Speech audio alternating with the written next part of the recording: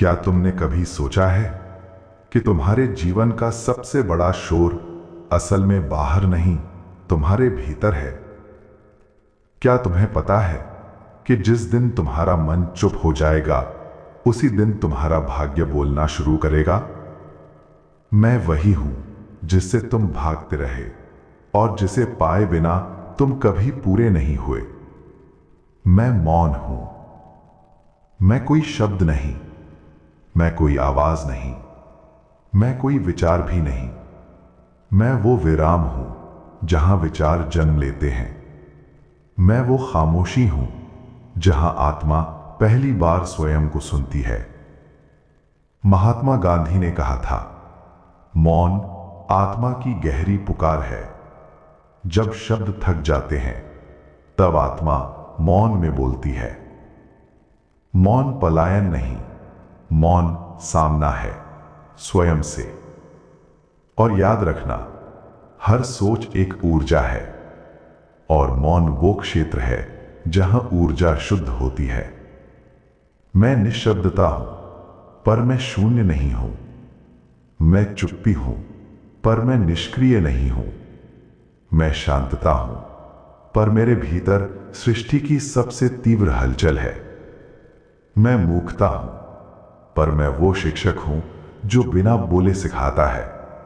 मैं विराम हूं, पर मैं अंत नहीं, मैं आरंभ हूं। पाइथागोरस ने कहा था, मौन से बेहतर कुछ भी मनुष्य को बुद्धिमान नहीं बनाता, क्योंकि बुद्धि शोर में नहीं पनपती, वो स्पष्टता में जन्म लेती है। और स्पष्टता आती है केवल तब जब भीतर का कोलाहल रुकता है। मैं मौन हूं, मैं तुम्हारी आंतरिक प्रयोगशाला हूं। जब तुम बोलते हो, तब तुम्हारा मस्तिष्क प्रतिक्रिया करता है, लेकिन जब तुम मौन होते हो, तब तुम्हारा मस्तिष्क पुनर्गठन करता है। न्यूरोसाइंस कहता है, मौन में न्यूरल पाथवे पुनः संयोजित होते हैं। मन की उलझनें धीरे धीरे स्वयं सुलझती हैं। एल्बर्ट आइंस्टाइन ने कहा था, शांत और मौन मन ही सबसे रचनात्मक होता है, क्योंकि रचनात्मकता शोर से नहीं, अवकाश से जन्म लेती है। और मौन वही अवकाश है जहां विचार आविष्कार बनते हैं। यही कारण है कि हर महान खोज पहले मौन में जन्मी। मौन समुद्र की गहराई है और शब्द उसकी लहरें। लहरें दिखती हैं, पर शक्ति गहराई में होती है। मौन बीज है, शब्द वृक्ष। मौन गर्भ है, विचार उसका जन्म। रूमी ने कहा था, मौन में वो उत्तर हैं जिन्हें शब्द छू भी नहीं सकते, क्योंकि शब्द सीमित हैं और सत्य असीम। तुम जितना बोलते हो उतना बाहर जाते हो। तुम जितना मौन होते हो उतना भीतर उतरते हो, और भीतर सभी उत्तर पहले से मौजूद हैं। इतिहास गवाह है, जिन्होंने मौन साधा उन्होंने युग बदले। राजाओं ने सेनाएं बनाई, ऋषियों ने मौन, और अंत में ऋषियों के विचारों ने राजाओं की सीमाएं तय की। जो शासक मौन को समझ गया, वो रणनीति में अजेय हो गया।